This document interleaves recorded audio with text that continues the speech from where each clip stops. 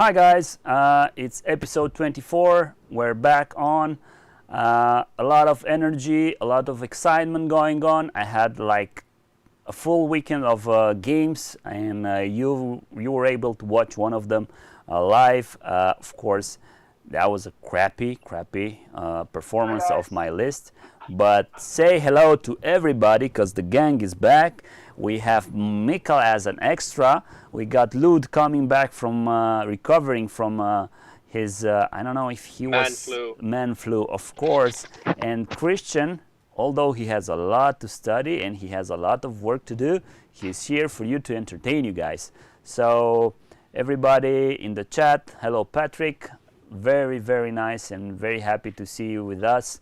I know that at a point, probably when we'll be hitting 100 subscribers, because we're getting close to that. 100 people really want to watch this? Yeah, exactly. So basically, it's inexplicable, but it happens. Hello, Andrei.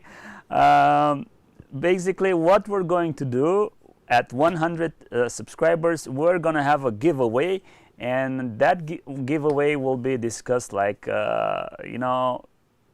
we shall see what we're going to give for you guys that support us and subscribe to us, and you're actually the reason we are doing all of this. We got a new, it's here, so we got a logo right here who was made by Christian and a friend of his. Thank you very much. Chatting with friends, Flames of War. That's our logo, it's our motto, and it's our name. And basically, if you guys have any suggestions in terms of how this stream should look like, feel free to give us your feedback. Guys, how was the weekend for you? How have you been? How was Flames of War for you lately? Who wants to go first? Who's asking usually? So go ahead. Okay, the weekend was busy. Well, the whole week. I got struck by the most heinous of diseases. COVID? I guess you all three have had it before, the man flu. So you get completely incapacitated, you can't do anything, you're about to die, and it goes over. Exactly. Been there. And you try to score all the pity points. You try to score all the pity points available, but most likely you don't get any. So, but so that kind of took over my weekend. But actually, last night we had the second part of my local club's slow grow Flames of War campaign. So added again 10 points to the 30 old points we had. So it was 40 points, a 40-point game. And so I added an average section, which is 8 points, and a Daimler section, which is 2 points. And the poor guy facing me had a German mech list, so that was it. So yeah, in a way, I was like, when we got the matchups, I was like, oh yeah. Sorry for you. I tried going like easy on him. I actually sacrificed my average, but yeah, they did their damage and then they died. They died, but, right? Yeah, it was. I mean, it was a new player. I tried to give him all the advantage I could, but when you place your 88s in a forest on the other edge of the map and you give me a clear path to the objective with all the Shermans, I mean, and you have a platoon of Panzer Grenadiers facing them without Fausts, what can you do? Yeah, that was a complete roll-off, I imagine. Basically, if you guys watched the game I played against Rob, I got shamed really bad right there. And I haven't had time to watch it yet. Since Tio knows that if you're sick for a week, the stuff you have to do doesn't magically get done. Yeah, it just on gets its back own. on you. So yeah, I've played catch up all week, and luckily I've been hitting the gym because otherwise I'd be a pressure cooker right now. Very good, very good. All right, Mikael, how about you? I was actually into painting for our meeting that we're going to have early November, and we're doing a themed meeting with 6 guys, and we're going to play some Normandy battles. Nice. I printed and painted a Wacko glider. I can send you the pics later on. So I'm just going to put it in the chat. So if you wanna share it, then go ahead. Can you send But them? Can you send them through WhatsApp, please? Because if I'll be going yeah, through we'll the do. chat on the Skype, Sure, it will be a bit no tricky. problem. So I did this, and then I also was into printing some bocage hedgerows. So it's coming on along nicely. There's another guy that's actually doing the terrain support, Chris. So a big shout out to him as well, because he's doing a wonderful job creating bunkers, obstacles, and I think he got a mat for the D-Day campaign as well. So I think it should be great. Nice, nice. So you're preparing the pack nests and the pack front for. Myself, not. I only have an SS list, so no pack fronts, nothing. But I guess there's going to be people that will include it for sure. Yeah, we expect that. Christian, how have you been, my friend? Now listen, I had an emotional roller coaster last Really? weekend. Yeah, because the government changed the rules regarding how many we're allowed to be at one place Right, at the same time. we're having an event this weekend. Yes, and the Really? thing was, yes, Good. let me tell you the story. But it all came down to the wire because, as I told you the last time, the regulations were a bit fluffy. Because we were allowed to host the event if we were mainly sitting down at the same time. But that term, what does that cover? Mainly sitting down. When you play tabletop or wargaming, miniature tabletop gaming, you can't sit down all the time. So we were like, how is this possible? And if the police shows up and checks out the venue, how will they see this term mainly sitting down being? I guess you're supposed to do it like in college parties instead of like run, sit. Yes, and that's exactly my point. All the stupid piracy parties that's taking place around, I think, everywhere in the world because all the bars have to shut down early. So, long story short, the thing was we had to close. We simply had to close the event because we were too many people. With 40K and Age of Sigma and Flames of War and Armada and X-Wing and all different. It's like a big convention. So, but the community will prevail. So we are allowed to gather as long as we are not above 50 people. All right. So one of the guys in the Danish community, he has this.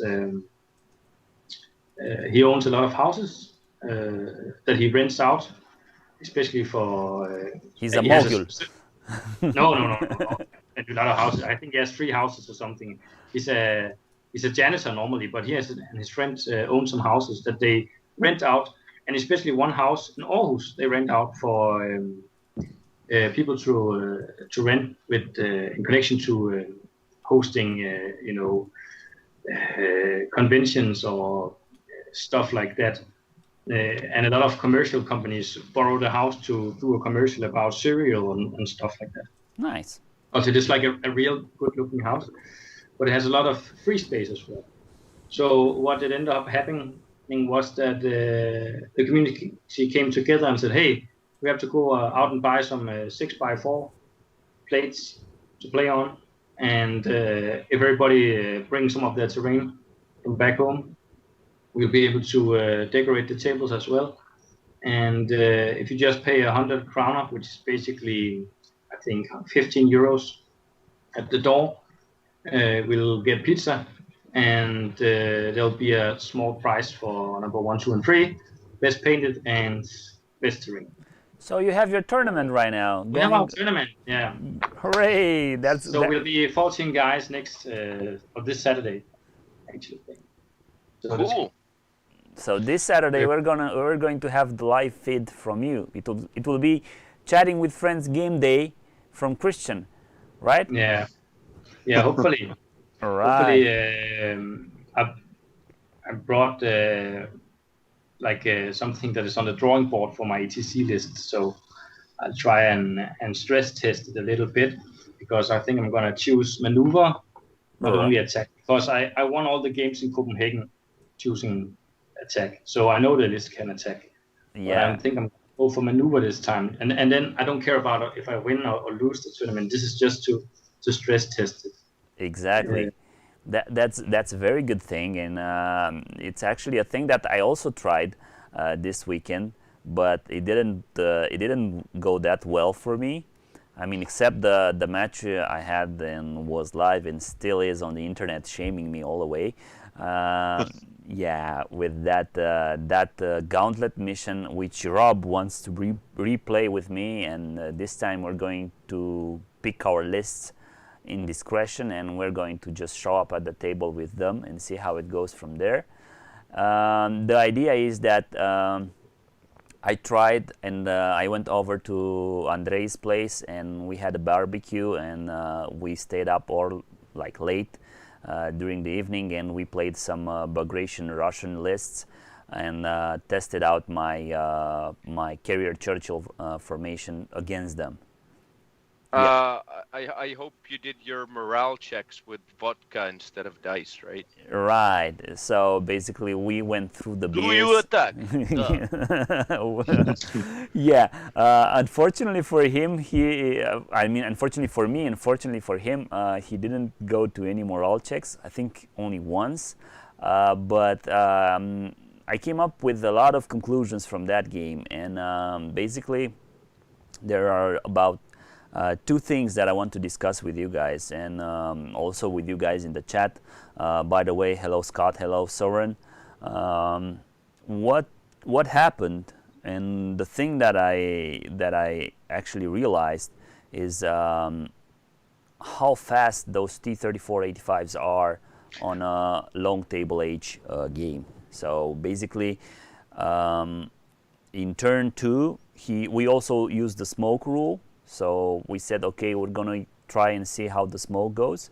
What happened was we realized that smoke is absolutely useless for a skilled player, because you know where you want to advance your forces to, and your defender will place his army first anyway. So basically, only if the table is wide open, you will do that.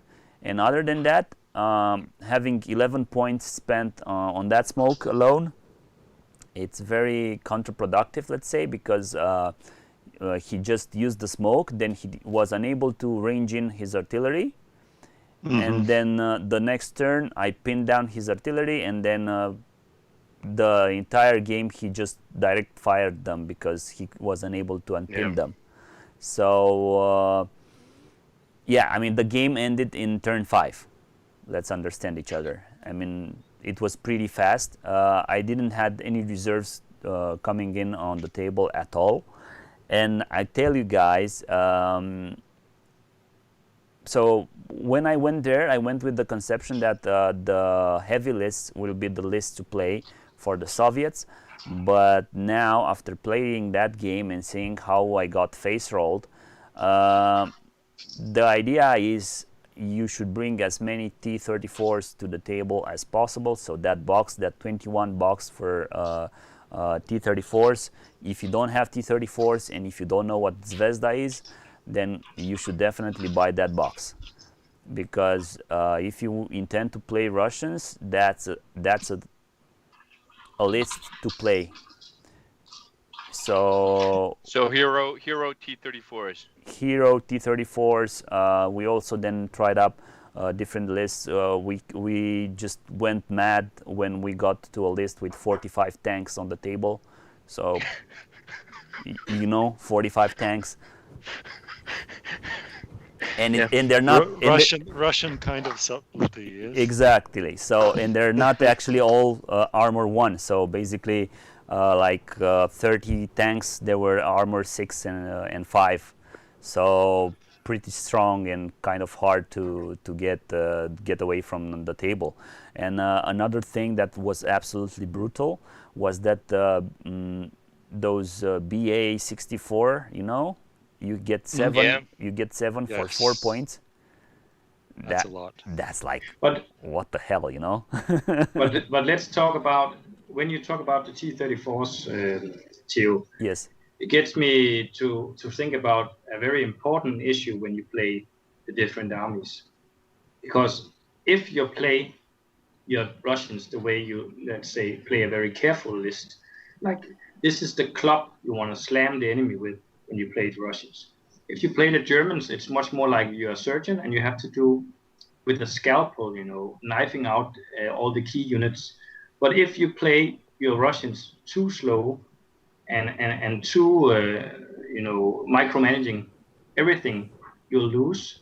Because what I tend to see when I played against the Russians, also at DTC and at the local games, is that if you play aggressively, and yes, you drive forward with 10 T-34s, yes, you lose 4 of them or 5 of them. But the return fire is where you really get the bang for the buck. And if you just sit there and try and take a shootout, you T-34s, you'll lose eventually. Exactly. You have to use the mobility, especially now when they can go, I think, is it 30 they can go? Yeah, they can go 12 tactically. inches. 12 inches. 12 inches tactically, yeah. Unless you can roll all the 3s if you are hero, yeah? Because they Yeah. can blitz effectively. Yeah. Well, Yes. That's the difference. basically you just don't need to shoot in the first turn, and you are on the objective in the second turn. Yeah, you don't have to be like.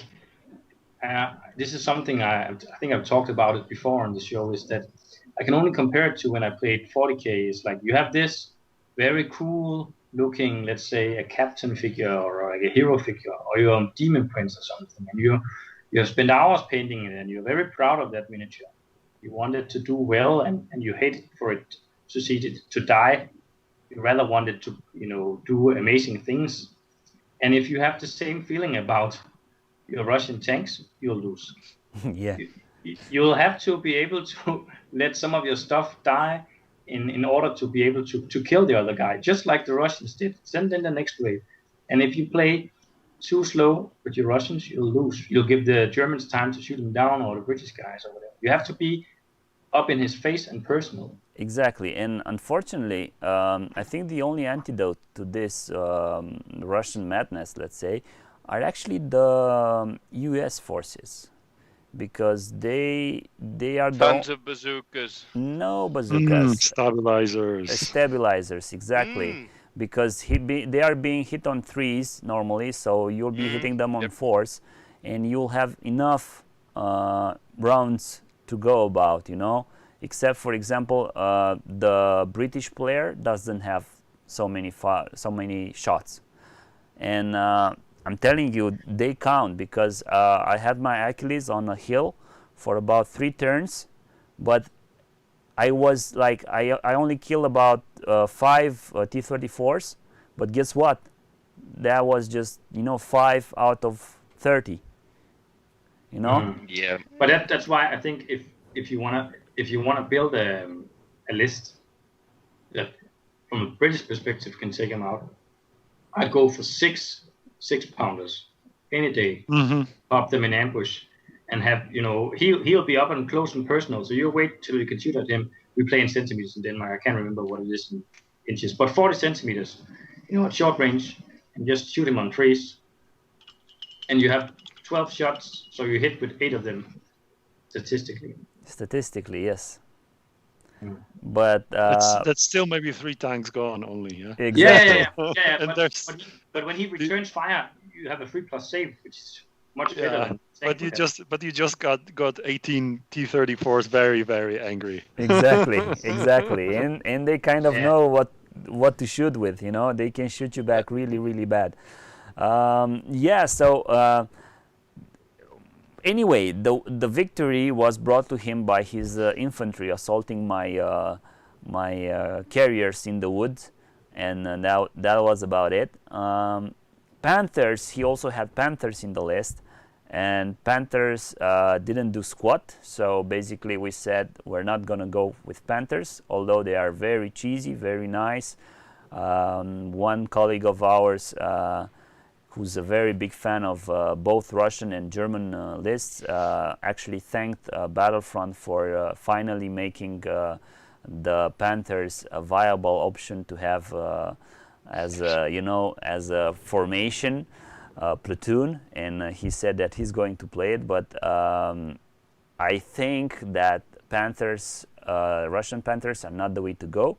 And instead of 21 points spent on Russian Panthers, you can actually get about 10 T-34s with flames. So yeah, well, I will always go with them because actually they don't other than being reluctant, which doesn't really matter. Yeah, because you just drive them close to any infantry or gun position. And what's the rate of fire for the 3 OT-34s? It's 3 for okay. the smoke. Well, it's good. It's good. It's good enough. It's good enough for the flame, but actually we played it like that. Of course, he didn't have any infantry to burn, but what he tried was to fry up my carriers, and that didn't work that well because I was keeping them hidden and hit on 6s. But once he got into position with like 7 tanks, and he just started to roll 14 shots at my 3 units, he hit like 4 6s, and then 3 plus firepower. That was about it. And actually he failed 1, and that's why he was able to assault it and then win the game. And otherwise, maybe if my Churchills would have been on the table, things would have been different, because my formation HQ Churchill just ate up about 4 shots from those Panthers, staying at long range. And then when the Panthers came in, I was able to roll my 5s and 6s. Ray, the cooked dices you're always talking about, they did their magic. Always microwave. Always microwave. Exactly. Michael, tell us about testing the Russians, let's say. Did you come to the same conclusion? We didn't manage to test any ISs yet. Are they going to be brutal, or are they going to be as subtle as Christian said, that maybe those are the tanks that the Russians should be playing, like micromanaging everything and stuff like that? Where should I start? IS-2s, I don't see anything particularly overpowered about them. They are right where they should be in the current circumstances. I think when the next book comes, I know it's Bulge, right? I think it's going to be King Tigers and Easy 8s, some heavier firepower, maybe Pershings, maybe what was it? There was one more, Jackson. The heavier tank destroyers. Oh yeah, is it M18? 16 it was, I think. M36 Jackson. Oh, M36, yeah. And they had 16 anti-tank, right? I can't remember. No, I think they were 14 back in the days, right. And then possibly you will get. I don't know if it's gonna come or not. But if there's gonna be a book on Berlin on the western side, but there's gonna be Fireflies with AT-15, the 17-pounders. I expect. Yeah, I haven't seen any evidence of this, but I expect it's going to be back, because I think they tested some kind of or introduced some kind of special ammunition by the end of the war, which made the 17-pounder the best, if not the best, one of the best anti-tank guns. Yeah. So once this hits the tables, if it's not pointed properly, if you get silly points like on the Achilles, then I don't know. I don't see a place for the IS, to be honest, that much. Today, because they are expensive. Yeah, for a Russian tank. Yeah, that's true. They are very resilient, but on the other hand, they are, you have to, you can't get really more than 10, yeah, realistically speaking. So I don't know. For IS, I'm kind of, they are in the right place now. Let's see what happens in the future. I hope it stays the same. Yeah, yeah. We shall see how it goes from there. I mean, we have to test. We have to test the IS2s. We have to test and see how it goes. I'm not planning to test anything this weekend, but if something happens, all right. I'm sure Christian will be able to tell us something about the games at his tournament. Are you going to have Bagration lists allowed? Yes. I know for a fact that Anders, one of the guys from the Danish ETC team, will be testing out some new ideas with the Russian book. He just sent me a picture yesterday where he got the books, Right. and the cards. So he'll definitely bring those, and then we'll see how they perform. But it's a red on blue tournament, so it's only against Germans. So I cannot tell whether they work Good luck against to the other him. factions.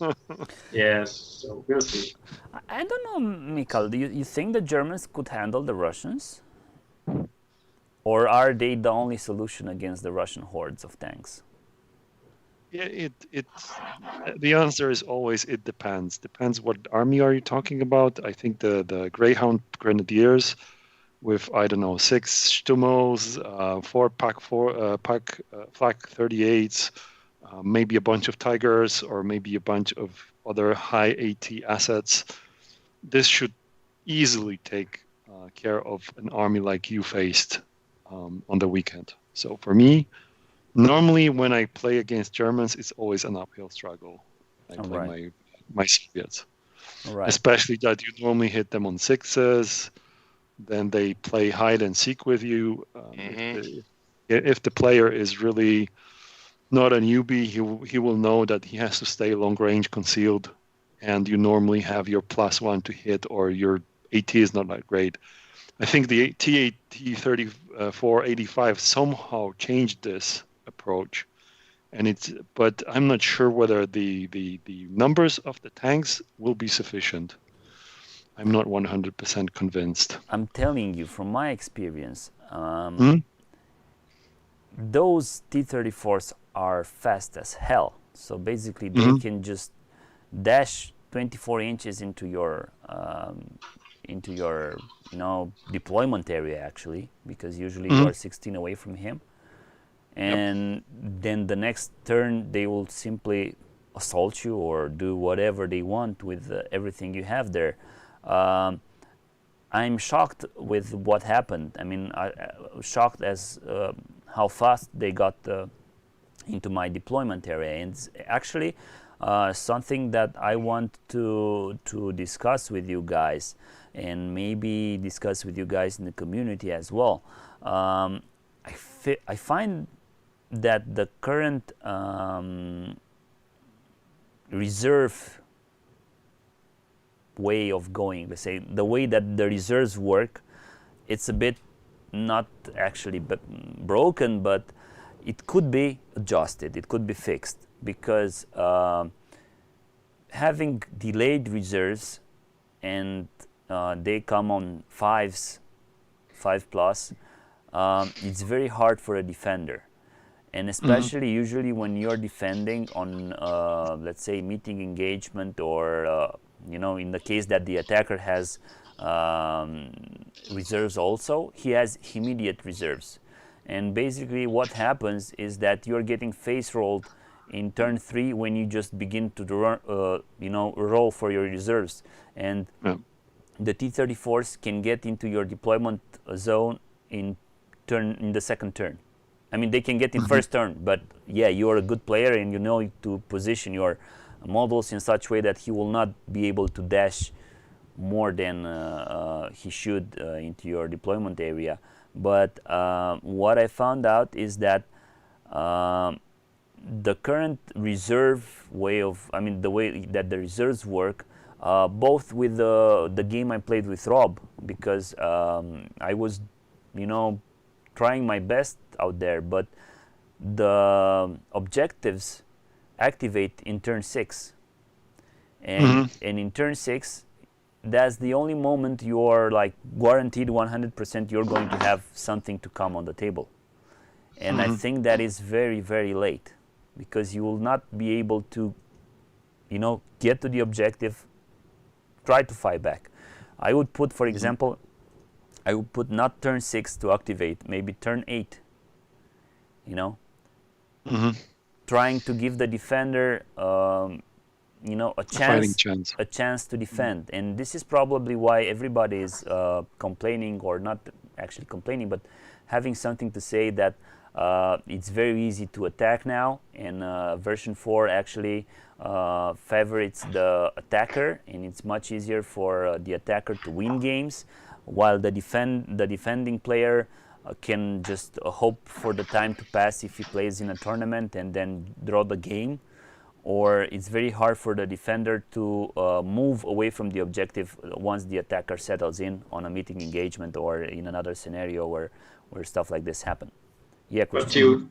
But then it comes down again to what I've always been advocating, and that is, nowadays you cannot make a hybrid list that can win you tournaments, in my regard. You have to either choose whether you want to defend and build your list around that, or you want to attack. If you make a hybrid list that are like, I can attack in some missions and I can defend against some stuff, you'll lose. You simply lose, because nowadays, in terms of missions and reserves, and the way the points are costed, you cannot make a hybrid list, and that is my experience. But if somebody has a list out there that can do both things just as good, more power to them. More power to them, because now, as I said, the list I'm bringing to the tournament, I'll choose maneuver each time. So I don't know whether I'm going to defend or if I'm going to attack. But I know for a fact that if I'm attacking, I can win. But let's say at DTC, I get a bad pairing. Let's say they throw me under the bus so that we can have 4 nice matches, let's say. Then I know for a fact that if I hang on with the tips of my nails and really scratch myself down and hunker down, I might win. But if I'm going to a tournament, as the goal of winning the tournament or placing at the podium, I would never go for a hybrid list. I would really go into the thinking box and try and draw up some plans for my force to either defend or attack. And if I want to push myself, I'd make a list for defending only. Yeah, basically you're contradicting yourself. I get your point, I get your point. You should have a list for either defending or attacking, and you're saying you're going to choose maneuver, which is neither of them. Exactly, and this is why I choose it. The reason why I choose it is that it's a challenge. It's a challenge. It's a challenge. I just won in Copenhagen the entire thing, and I know I can attack. I know I'm not new to this game, so I know if I'm attacking, I have a good chance of winning. All right. Especially with regard to all what we talked about, reserves and stuff like that. But I'd rather have a game that is challenging to me, and where I stress test my list against some good players, because it's a Swiss draw tournament. So if I win, I'll face good players again. That's a good point. That's a good point. I totally understand, and you are right. But I'm just telling you, getting a challenge that almost it's like impossible to play, because if you're having an attacking list and you're defending, you're 80% going to lose that game. Yeah, but that is when I'm thinking of all the fancy, funny things I can do. And as you know, it's a recon list that I'm playing. Yes. Recon list. So what I'm going to do is that, let's say all those G34, they come to the objective. I'll just stay concealed onto ground with the units and let them try and shoot me out on 6s, because they cannot assault me. So, and I'll win some time, and yes, they might kill some of them. But then all of a sudden my reserves arrives. Yeah, that's the first thing I really want to force on my opponent. I never place my objectives, if that's at all possible, but I never place them in concealment. I always do it in the open. They have to stay in the open. Yes, exactly. But then again, it all that we have been talking that on that subject a lot of times on the show. that objective placements come down to the tables. You might have a beautiful scenery table with hedgerows and fields and shit all over the place that gives you short terrain, and then you can scratch the thing about placing objectives cleverly. But if it's like an ETC table with 5 cornfields, 2 hedges, and one house, 2 forests, and 1 house, yes, it definitely comes down to the doesn't objective even placement. fit a command team for an infantry stand. exactly. Then we can talk we're about not objective looking at you placement. guys, not at all. But I'm just saying that it might have some options, and I'm gonna try and challenge myself, because I chose attack the last time all the time, and I won. Exactly. Good thing, good point. But the idea is that I'm just saying it. I'm just bringing it forward, and I know I've seen it on other forums, and I've seen it in the discussions for the version 4 when version 4 came out, and everybody was testing version 4 and stuff like that. I think I find out that the reserves in the current meta, now tanks can dash 24 inches and they don't get double shot at them when they do that. In version 3, if you were doing that, you're getting shot twice as many shots were going your way. So almost nobody was using how was it? At the double? At the double. Nobody was using at the double. So you had at least 3 turns until those pesky T-34s were on the objective. And then in the 3rd turn, you were starting to roll for your reserves, and you had your chances to get the reserves back. And don't forget that you were sitting down, and the artillery was not so efficient in digging out your guys and everything. Now, if you're waiting 3 turns for your mighty tigers to come on the table, and I have like 3 platoons of I don't know, any bombardment with 3+, your infantry will be gone, my friend. Yeah. So but that's also, it was in the Dark Ages, where you could have always defend fortified platoons or always attack, and it was like if you haven't had enough video games playing SimCity, you could just take a fortified list and you can just go to town building your own little castle. We had a guy that played what was it, Sturm Company in here, and he was giving people fits. And honestly, he would not even take tanks. He would always get these little armored personal cars and martyrs maybe, And once he deployed, it was like a freaking line of buddies, and behind the buddies there was a freaking line of Pak 40s, yeah, because they didn't have to deploy as a clump, and so you had I think they had like 2 platoons of 4. You can do the command chain. Exactly. Yeah. So and he was giving people fits, honestly. And you could run back and forth in your trenches, being concealed and bulletproof cover, just like a real trench. But yes. Yeah. No, the idea is if you're attacking, no problem. Yeah, it's great. But if you're defending, and even if you have an optimized list for that, if it's a defensive scenario, because I see people in the chat are talking about mines and defense in layers and this kind of stuff, all right. But what happens when you get into meeting engagements? What happens when you get into like those attack on attack situations, or maneuver on maneuver, or defense on defense, which actually is worse than anything else because nobody will play? And what happens there? But let's say one thing is, if this here is the playing board and you're playing meeting engagement with one objective here and one objective here, and here, you have your Russian T-34s, and as you take turns placing your units, you'll say, I'm trying to defend, so I will try and optimize, units facing off against his, rock, paper, scissors. But what the T-34s can do is that, okay, I place them over here, and then he says, okay, I'm gonna place my guns and No, my no. anti-tank units You're, here or here. if you take, But for then, example, we play contact, and in contact, yeah, the defender has to place all his units, and then the attacker places his units. yeah. But if you take turns placing in the meeting engagement, like I can't remember what it is. It's like the basic mission. Free for all. Free for all. Yeah. That's the one.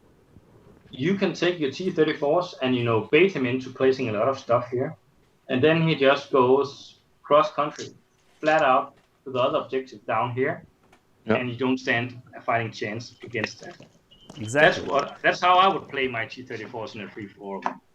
Exactly, and the problem is, I'm telling you, the problem is the reserve thing, which the reserve way of going is the same as in version 3. The mechanics are the same. Nothing changed for the reserves. Yeah, Or you and mean the units get percentage faster. stuff? And the units move faster now. They move double the speed, actually. Yeah. And then, I mean, and then every time I attack, but I'm telling you, every time I attack, the first thing I do is move on dash speed. Dash, But- follow me actually after Yeah, that. And but- I'm in but 4 see- inches or maybe a little bit away, 4 inches away from him. And I'm saying, right, my friend, do something. But Gio, it's the same thing. Let's say you play the mission I hate the most, counterattack. Yeah, You could just either rush down on his closest objective, or go up and make your parking lot placement near the furthest objective, and then you just wait and sit it out and wait for his reserves to arrive, and then you have 18 T-34s waiting, and you bring in one platoon of I don't know what, and they'll just get blasted to pieces. yeah, yeah. So Well, the last tournament I played, I actually played a defensive list, and it's for a fact that I didn't play any missions with scattered reserves, and I did not play, I think, any missions where where there was a meeting engagement. No, I played one which was kind of like meeting engagement, I think. But the thing is, I played a Russian list with Churchills and hero infantry. Mhm. And actually, even with these advantages, I was able to win all my games, and I won the tournament with this list. And the thing is, and the thing I noticed, people think that Churchills are an attacking list. In my book, they are a defending list because you cannot really force them so easily off the objective. Oh. If you get a reserve of 5 Churchills on an objective, then that pretty much takes a whole lot of effort to displace them. And then you have another one coming in and another one coming in. So if you get, I think I had 3 platoons of 5 and the company commander, and I had 2 units of the AT-11 guns, ZIS. Yeah, Who is yeah, it? yeah. 57 millimeter. Yeah. Hero infantry with some artillery support. For me, it worked great. The only issue I had is when I had to place my objectives really separated. That was kind of an issue, but I devised for the last game. I devised a tactic around it. I just placed all my guns in the center so they could reach both of the objectives. But one mission, Michael, you can't do that in, is if you play, I think it's called Dogfight, where you get your reserves in his rear. It is very difficult for you to defend the churches like that. Actually, that's a very nice also scenario. That's a very nice scenario because you have your reserves rolling behind his army. I know, but it's a long way to go for the Churchill to reach those objectives. Yeah, Let's say true. all of those T-34s are up and personal on the objective. Then all the Churchills have a long way to go to reach them. Mhm. And I think that mission, it's very nice. When you look at it at first, it's like, hey, I can get a lot of rear shots with my stuff coming in, but it's a long way to go for the reserves to arrive. So Not that the is Churchills. no, so don't put your Churchills in reserve in that mission. I'm just saying that some of the missions really, favors the attacker, and I think a lot of the missions favor the attacker. But the missions counterattack has been around since I don't know wherever. but back in the day, it was still a broken mission in version 3, I think. I really hate it so much, especially when your reserves arrive the way they do.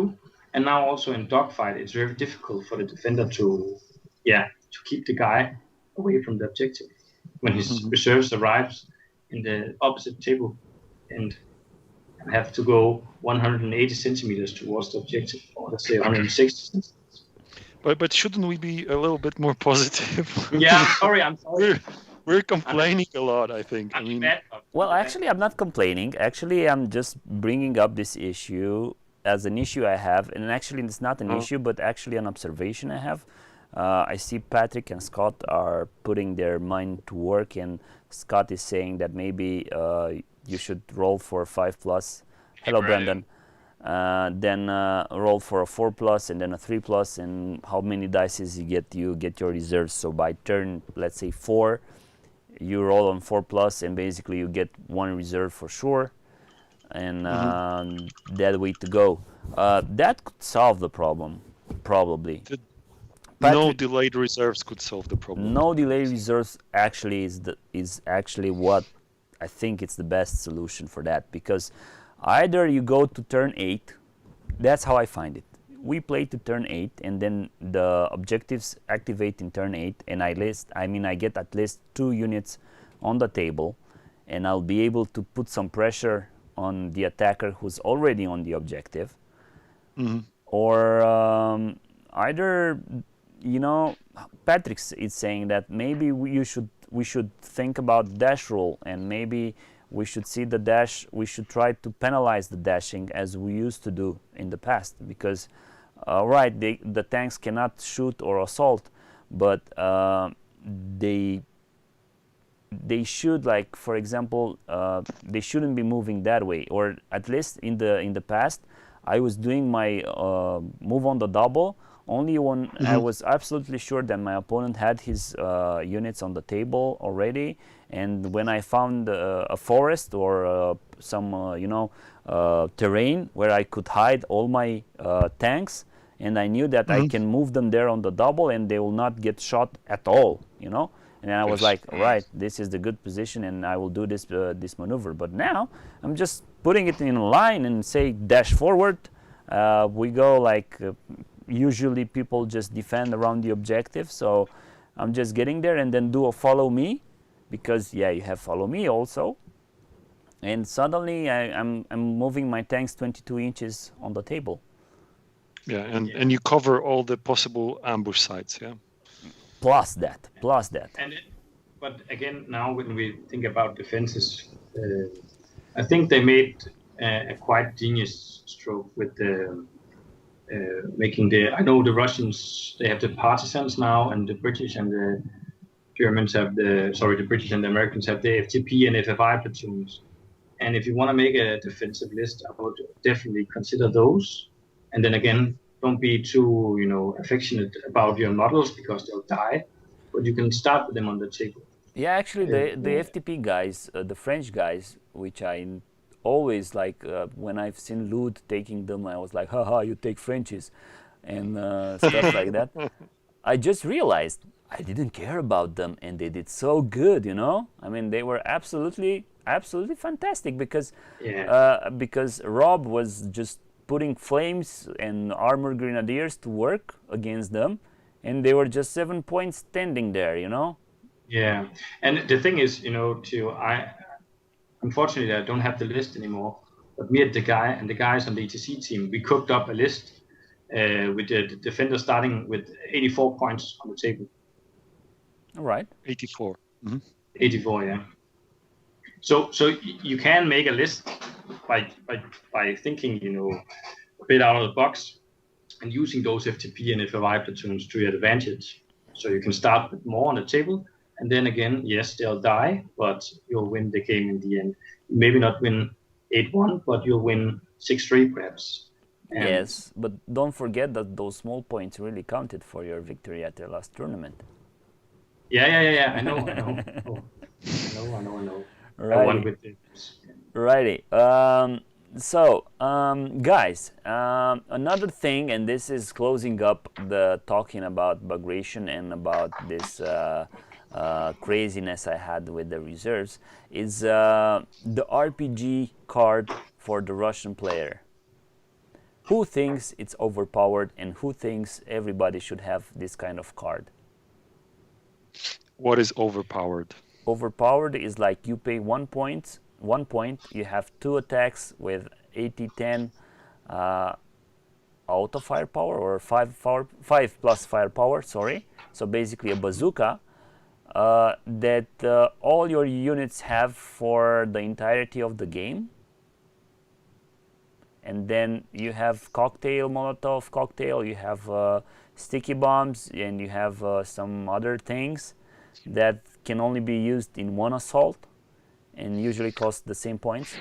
Well, I don't care about them. I'll just drive my arrows up to them and then bombard them, and then have some MGs to counter push them on my little cars. So I don't care about the RPG stuff. Yeah, but It's when not, we say overpowered, what do we mean? I mean, is it the card itself or the application in the game the is application overpowered? in the game. The application in the game, exactly. Because the card, right, it's a card, no problem.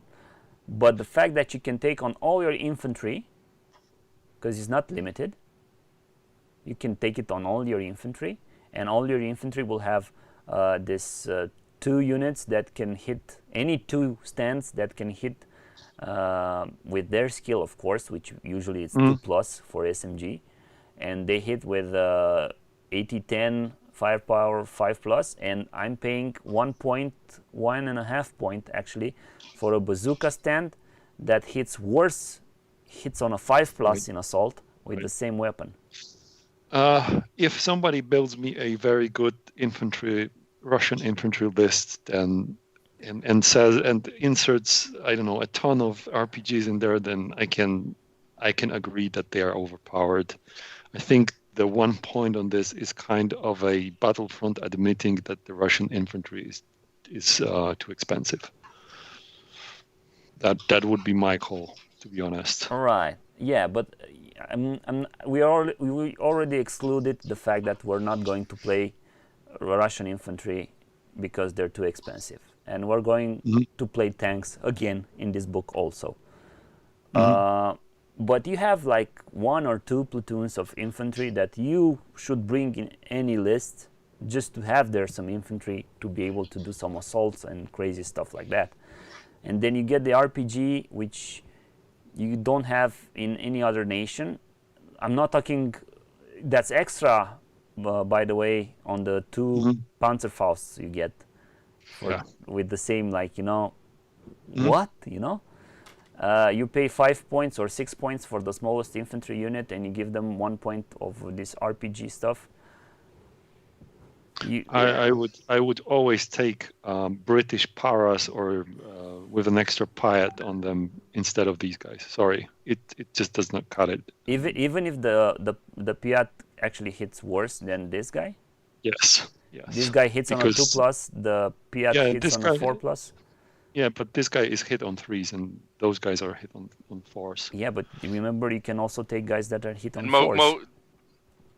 The paras are most likely 5s because you'll be sitting in a bush or forest. Yeah, they can get proper smoke as well, and you can take those guys that are hit on 4 plus, but you only have 7 stands which can efficiently or actually attack, assault, because that's 7 SMG stands, and they cost a ton of points. I think with the card they would cost like 15 points. So we're now not talking about 11, we're now talking about 15. Exactly. I'm with you on that, Michael. I think the card, it's nice, but then again, there's thousands of options to kill them. Instead of just assaulting them away, just bombard them away, form order stands. Yeah, but he will assault you with them. He will not use them defensively. But how will they arrive if they hit on 3 plus?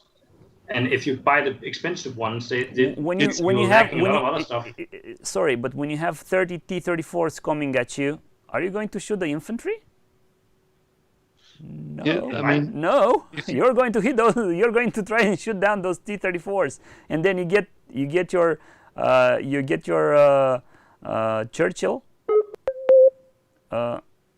You guys back?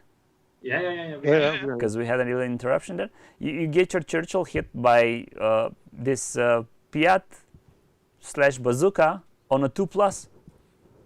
When the bazooka or the Piat hits you on a 4 or a 5+. And he rebounded on a 3+, and then he gets killed. So I don't know. I mean, to be honest, yeah. I would even think about if playing offensively, then maybe the RPGs are okay. I'm not so sure about defensive play. I'm not even so sure we should. If you play defensively, should you even increase the cost of your already costly units? Yeah. I mean, it's a deterrent, but do you really need that? No, I don't know. Not really. So I think especially not. I mean, if I would end up defending with the Russians for some reason, and I would have a mighty nice defensive list, because the Russian anti-tank artillery is so cheap, and you can get a ton of it. You can get a ton of it. Why would you get RPG grenades when you can actually get living stands? Yeah. And you can the table. And the truth is, most of the time when I used my infantry, it was to assault bailout tanks. Yeah. So, or as I tend to do sometimes, yes, with my paras, yes, I have the Piat in my list. I have I think there's 2 Piats in the maxed out para platoon that I got, but I'm not so keen on the Piats themselves. I just want him to fail his counter attack and push him away. Yep. Mhm. And unarmored RPG guys or guys without RPGs can do that just as well, just as fine. Right. It's a nice addition. Overpowered, I wouldn't say so, especially not on the Russians. If you would say that now the Germans can get it for 1 point, and that could have been overpowered because they are 4+ to hit. There's you can get grenadiers with plenty of stands. That could have been really game breaking, but on Soviets, no. yeah, all right. I understand. I understand. Should we listen to Christian's good night story then? Yeah, because we were pretty much going to hit the 1 hour mark, and that's when we have to go to sleep because people Guys, we are trying to be consistent with the time. Yeah. Exactly. That's something. It's something we propose, and it's something that we want to do and figure it out. Christian, I totally have what you asked me. I'm working now, and hopefully our OBS will not fail us. Meanwhile, I'll get this a little show and tell that is connected to last week's story. Just give me a sec. Where is he going now? To the loo. It So would excited. be so kind of him to do it with wireless headphones with the mic on. Okay, I so have Just to- like this is admit, the end of folks. the show. I have to admit, guys, I do it when I work. No way. But I assume you mute yourself. I hope so. Hope so. you're at the toilet. All the grumpy sounds. Or then it's just a genius way of avoiding all the unnecessary telcos. Yeah. Let's not invite that guy. Exactly. It'll just be awkward. Okay. Alrighty, Well, I'm ready. First of all, it's also a painting show, and as you can see, Michael and Ludi has been sitting painting patiently all through the show. And as you know, me and Ludi also play bolt action. I don't know whether Michael does it as well, but I was at a bolt action tournament, which is 28 millimeter in Copenhagen the other day, where I got a 3rd place on the podium out of 24 players, and I became 2nd in the painting competition, losing with 1 point. But there were a lot. Yeah, it sucked. But I voted for the other guy, and he did me as well, so it's fine. But what I want and what I want to show you guys is a friend of Ludi's in real life as well. Is Ruben Torregosa, Yeah. I think it is, and I won his book, which That's is a a great one. collaboration between him, Heresy Brush on Instagram, and Mick Jimenez from Mick, the other Ammo. painting company, Ammo by Mick. And it's a really nice book that I can recommend. Some of the techniques in here I know already, but some of the stuff is also new to me, and some nice little neat tricks. And the book is created in such a fashion that there are intermediate, beginners, and expert level. So you can gradually work your way through the book and enhance your skills. And it's really nice. I consider myself on the intermediate and expert level, so the book is relevant for every kind of painter. Ludi has it as well. So that is just a short abadabai. Go out and get that book. And regards to last time, I want to show you how big a 17-pounder shell is. You remember the last time I told you guys about the fact that a lot of the crew on the Fireflies had their eyebrows and hair burned off. Yeah. When it fired, and you could tell when you stood at attention which one were the crew of the Firefly, because they missed all their hair, because the breech of the gun was made in such a fashion, so a lot of flames would burst out into the turret. But this here is a shell that I won at the tournament, and it's from the Bovington Tank Museum. And as you can see here, it's close to this one. It's the entire length of the shell. It's very, very big, but it's true scale. It's an inflatable one. But this here, black part, is the solid shot that's gonna hit him. You have it as well? It's the 88 one I have. So you have the 17-pounder. Yeah. Yes, exactly. So, but when I brought it home, my girlfriend said that is not going in the living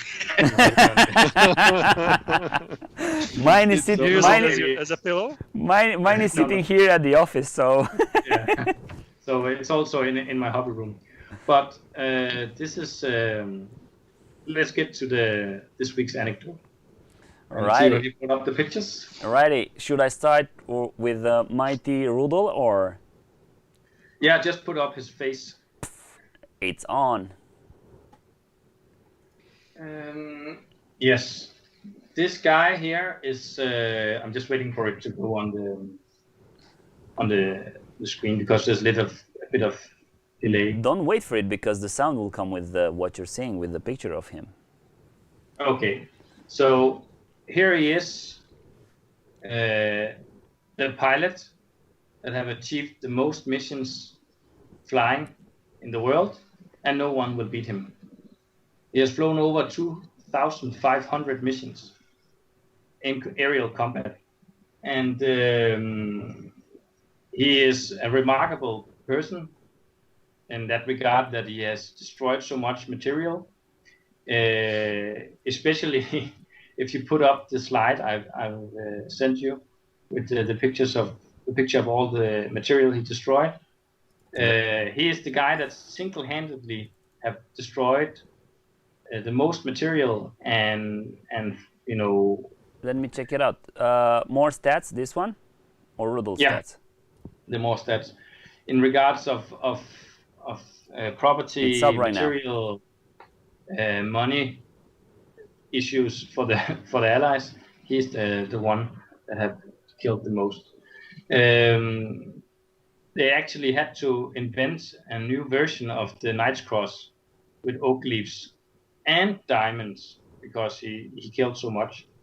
As you can see here on the slide, these stats says it all. He has destroyed 519 tanks with his Stuka, with his 37mm gun, hitting them from above. He damaged a battleship with his Stuka, and he sunk a cruiser. And the way he sunk that cruiser was, him dive bombing, making, a flying eagle, a hole in one in a million shot with his bomb into the funnel. Say again? The funnel, you mean? Yeah, the funnel, the exhaust pipe of the vessel, so to speak. The funnel, and it went down. It went into the boiler and exploded. and he sunk that ship. He also destroyed a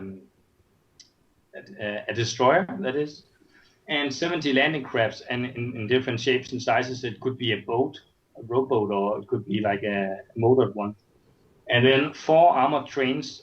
And the funny thing about the way he shut down those armored trains was that he had a way of flying his aircraft in such a manner that he would go full throttle with his plane, and then release the throttle, shoot twice with his guns, so he could have his plane sidestep while flying, and then throttle again, so he could go. If he was not going, following the train's route, he could fly next to it, sidestepping, shooting it with his Stuka, because he could fly so slow. That's crazy. And he has shot down 11 planes in aerial combat. And as you can imagine, the undercarriage of the Stuka is massive and cannot be retracted into the wings. So it does not have any good, maneuverability, and it's not very agile. So that's crazy as well. And 100 vehicles and numerous strategic targets and stuff. And if you bring up the other stat picture. Yes. This is from the German War Diary. So this is written in both German and English for the ones that are not German speaking. And this is just from 44 until 45, I think. And the cool thing about this is that, as you can see here, like on the 27th of March, he commanded a ground attack group and destroyed 17 enemy tanks in a single day in the southeastern front, so on and so forth. And at one point, this is not something that I made up. This is true. This is a war diary accounts of his squadron, but also his own accounts. Apparently, at one point, he saw some of his Stuka fellow pilots that had crash landed behind enemy lines. So he flew down and tried to rescue them, shoving them into the cockpit. But there was too much mud, so they couldn't lift off with the plane. So what they did was that they fled from all the Russians closing in, obviously to capture this very highly decorated pilot. And they were chased for 6 kilometers by the Soviet soldiers. And meanwhile, they were, just like in Lone Survivor, running down cliffs and through forests. Then they swam 600 meters across the Dniester River, in this regard, his rear gunner, the guy sitting behind, protecting him, he was awarded the Knight's Cross. He succumbed to the cold water and drowned. But in the end, they managed to reach the German lines, but back. And he was also shot down numerous times. And at one point, he lost his leg. And then the Führer said to him, "You cannot fly anymore, because if you're too valuable in the propaganda war, so you cannot fly." 6 weeks after he lost his leg, he flew again. I don't know if he really liked it. He liked it, and I don't know whether he flew with a That guy must have been nerve wrack after all that.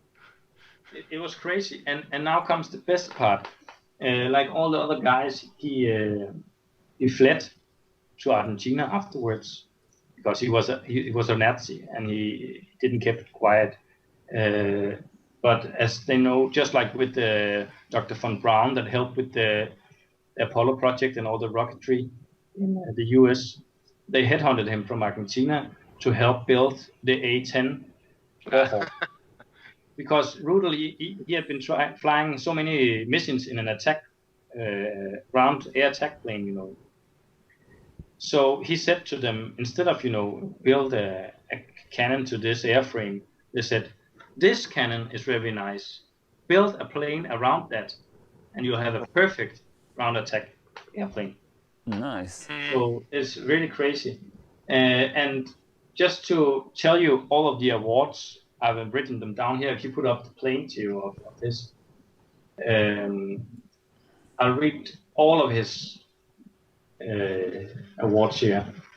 He has won the front flying claps of the Luftwaffe in gold and diamonds with a pennant 2000. So he has a medal with 2000 missions on. And then he has the Ehrenpokal der Luftwaffe from 1941. He has the Wounded Badge in gold because he's been shot down, wounded so many times. He has the Pilot Observer Badge in gold with diamonds. Again, they have to give him diamonds because he's done so much stuff. The German Cross in gold on December 1941. And the Iron Cross in 1939. Second class, first class in 41. And then here comes all of his Knight Cross upgrades. So he won the Knight's Cross on January 6, 1942. And then he got his Oak Leaves in April 43. And then he got his swords in November 43. And then he got his diamonds on the 29th March 44. And then they had to, give him some extra stuff because so they just Extra invented diamonds. some extra gadgets for his medal. So he got the Golden Oak Leaves in 44 in December. And then he has the Hungarian gold medal for bravery and the Italian silver medal for military valor. And he's mentioned 5 times in Wehrmachtbericht. That's like in the in the UK with mention in dispatches. This guy is insane. Can you imagine how much it costs to build an entire cruiser, a battle cruiser? Or if you pull out a battleship for, let's say, a month, how much it would cost to repair it? 519 tanks, even though they're Russians. We're talking millions of US dollars. Well, millions of US dollars, but I will count down the lives going down there. I mean, you have at least 5 crews in those tanks, and maybe you don't kill all of them, but you kill at least 4 or 3, and then you count down. It's about 2,000 and something lives killed only in those tanks. This is a fucking murder. Yeah. But he's a Nazi. It's not like I'm praising him. I'm just saying this is insane. Think about it. When will there ever be a conflict where you will fly over 2,500 missions? It means, like I've calculated it, I think he has to fly 3 sorties a day, to be able to do it during the war. Basically, when we've seen that the statistic with him shutting down, killing, destroying 17 tanks, he should have been able to fly with 17 bombs, because I know the Stuka only was able to carry 1 bomb. But it's with cannons. Oh yeah. He did it with cannons. Right. Yeah. But if you, I think if you are able to, there's actually a model of him for Flames of War. So I think maybe we'll see him because he mostly flew on the Eastern Front. He might be in the new Bagration Book. Front book, yeah. And in the old days, I think he could re-roll hits or misses or something like that. But when you look at the things he's done, the rules in the old days were, fair enough, I think, in comparison to what kind of crazy stuff he managed to do. But he used to be extra expensive. Yeah, but he if you shot him down, he always came back. Yeah, you couldn't kill him. Exactly. Alrighty, guys. Alrighty. Thank you very much, Christian. Very interesting. Very keeping us up to notch with history and your anecdotes. Very nice. And we're going to jump for the next mission, for our next episode. We're going to be putting a pin down that we're going to have a painting and 3D modeling discussion, and about the future of this game and this hobby, when we'll be talking about 3D printing and about painting and this kind of things, because I think that the modeling part of this hobby, a part of list building and testing and micromanagement and list building and all these crazy things, what Mikael and Lud been doing all this time we were chatting was painting and actually enjoying this part of the hobby, which is painting and modeling. So I will just this hour is a good excuse to paint, you know. exactly. For the next episode, Lud, and you, Mikael, also, you're going to be the ones who are going to talk more about 3D printing and about painting and what you've been painting up lately, and maybe do some spring beds, or how are they called for the Russians, you know, and give Bed, us the bed springs. bed springs, Basically exactly. just putting the frames of a bed with the springs on the tanks. Think about I should actually have some, and I've got some T-34s, but I haven't painted or built up a single one yet. So let's see. And I think next week it's gonna be like a 2-hour episode or something, because I'm gonna have a lot of stuff from the tournament as well. We'll see if we're gonna cut it down into 2 episodes, but we'll see. We'll see how it goes. I'm hoping, Christian, you're going to get with us during the weekend and feed us some material and some you know, inner transmissions from the tournament. Maybe give us. It will be a one-day event. It's a 1-day event. So, I think I'm gonna film some videos and I'll send them to you. perfect, And then we can have them on YouTube for real, and we should see how it goes with there. Maybe we give us some direct feedback. We will try a live streaming, maybe if it works. We will see how it goes. Guys, thank you very much. It's been a blast to have you all three with me right here. Very fruitful discussions. I'm really hoping next time we're going to get into the 3D printing stuff, because Mikael actually planted the seed to my head, and then I've seen a lot of discussions rolling through. I've seen the guys from All Miniatures, Great and Small, also talking about 3D printing and having a video regarding this. And yeah, I think it's a discussion we should have, because as Mr. Hengis very fruitfully said, and is advocating for this, that Battlefront is really concentrating on selling models. I think Battlefront should look into something else in the very near future, because we have printers now. We can print models. See you guys next time. Thank you very much. Thank you, Patrick, Raymond, Patrick B, Soren, Andre, everybody dropping a like, dropping a subscribe. Don't forget, everything you comment, it's welcome. Don't forget to send your list if you want them reviewed for your tournament. Maybe you want to beat Christian in the next Danish tournament. Let's see how it goes there. We'll be stopping the stream right now, and I'll be keeping in touch with the guys after that. See you guys. Thank you one more time. Adios. Bye. Ciao.